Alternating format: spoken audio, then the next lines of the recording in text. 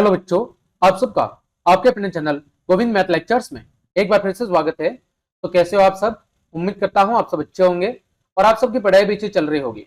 तो बच्चों, आज की इस क्लास में हम कक्षा 6 और 7 अंग्रेजी विषय की वर्कबुक 2023-24 के वर्कशीट नंबर 8 को सॉल्व करना सीखेंगे और उसके साथ हम 9 को भी सॉल्व करना सीखेंगे। ठीक है, तो चलिए क्लास शुरू करते हैं। बच्चों, वर्कशीट नंबर 8 में हम क्या सीखेंगे?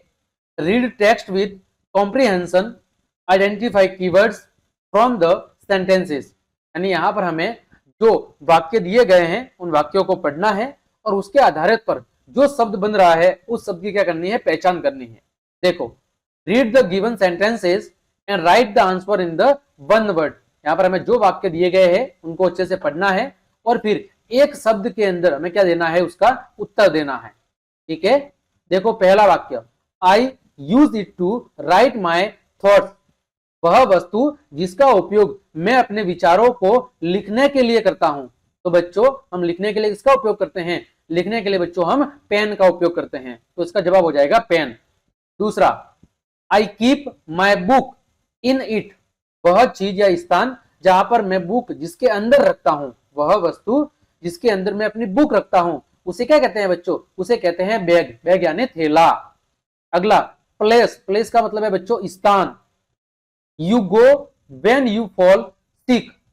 वह स्थान जहां पर आप बीमार होने पर जाते हैं। तो बच्चों, बीमार होने पर हम कहां जाते हैं? हॉस्पिटल जाते हैं। कहां जाते हैं? Hospital.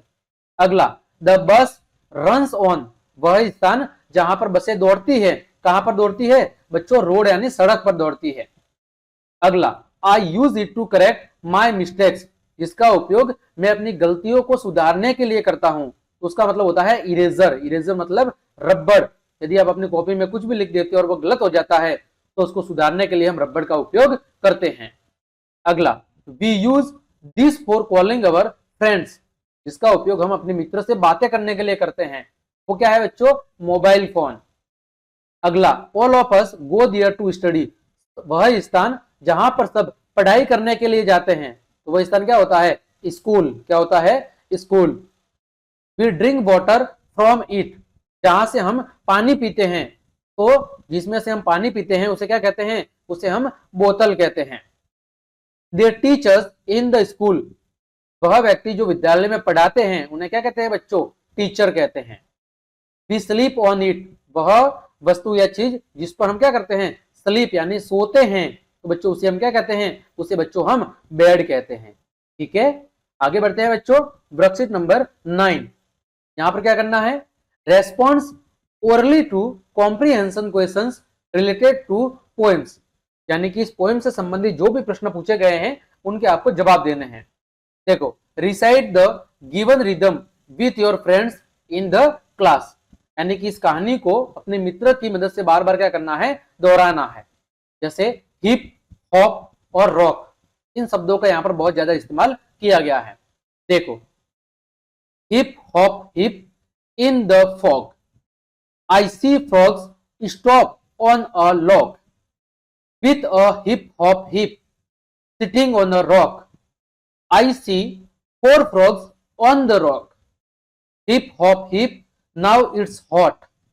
I see frogs jump off their spot with a hip hop hip. Hopping off a log. There are no frogs on the rock. इसको आपको अच्छे से पढ़ना है। देखो, यहां पर प्रश्न पूछा गया है, draw 4 frogs on the log। यानी एक लॉग यानी कि किसी लकड़ी या सहारे पर 4 मेंढक बैठे हुए हैं, इसका चित्र बनाना है। तो मैंने यहाँ पर एक चित्र बनाया हुआ है जहां पर 4 मेंढक एक लकड़ी के सहारे बैठे हुए हैं। अगला है, draw 4 frogs on a rock। Rock का मतलब होता है चट्टान। चट्टान पर बैठे हुए 4 मेंढकों का चित्र बनाना है। तो यहाँ पर हमने एक चित्र बनाया है जहां पर 4 मेंढक एक चट्टान के ऊपर बैठे हुए हैं। अगला, now discuss the given questions with your friends. अपने मित्र के साथ दिए गए प्रश्नों की चर्चा करनी है एंड राइट द आंसर्स, और उनके जवाब लिखने हैं। पहला प्रश्न है, can you identify and write some rhyming words from the rhythm. यानी इस पोएम के अंदर जो समान उच्चारण वाले कुछ शब्द दिए गए हैं उनको पहचानना है। जैसे फॉग और लॉग, फ्रॉग और रॉक, ये समान उच्चारण वाले शब्द हैं। अगला, how many frogs were sitting on the rock. यानी चट्टान के ऊपर हाउ मैनी यानी कितने मेंढक बैठे हुए हैं। तो हाउ मैनी का मतलब होता है कितने।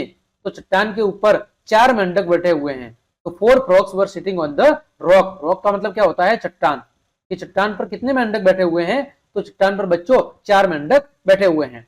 अगला, why did the frogs jump of the rock, यानी कि चट्टान से जो मेंढक है वो उछलकर दूसरी जगह क्यों पहुंच गए। यानी जो मेंढक है जो चट्टान पर बैठे हुए थे उन्होंने वहां से जो उछाल है जो कूद है वो क्यों मारी, इसके पीछे वजह क्या थी। तो the frog jump of the rock, वो चट्टान से उन्होंने क्या कर दी, जंप मार दिया, क्योंकि चट्टान क्या थी, बहुत ही ज्यादा गर्म थी। वॉट का मतलब गर्म। तो चट्टान गर्म होने के कारण मेंढकों ने चट्टान के ऊपर से क्या लगा दी, छलांग लगा दी। अगला, in which season do you see frogs the most, यानी कौन सी ऋतु के अंदर या मौसम के अंदर आप सबसे अधिक मेंढकों को देखते हैं। तो सामान्यतः हम रेनी सीजन यानी बरसात के मौसम में सबसे ज्यादा हमें मेंढकों को देखते हैं, या उस मौसम में हमें सबसे ज्यादा मेंढक देखने को मिलते हैं। ठीक है बच्चों, तो इस तरह हमने आपकी अंग्रेजी विषय की वर्कबुक 8 और 9 के सभी प्रश्नों के उत्तर बहुत अच्छे से जान लिए हैं। उम्मीद करता हूं सभी प्रश्नों के उत्तर आपको अच्छे समझ में आए होंगे। तो क्लास देखने के लिए आप सभी को धन्यवाद। यदि आपको मेरी क्लास और मेहनत पसंद आई है तो फिर लाइक, कमेंट, शेयर और सब्सक्राइब जरूर करें। आज के लिए इतना ही। जय हिंद, जय भारत।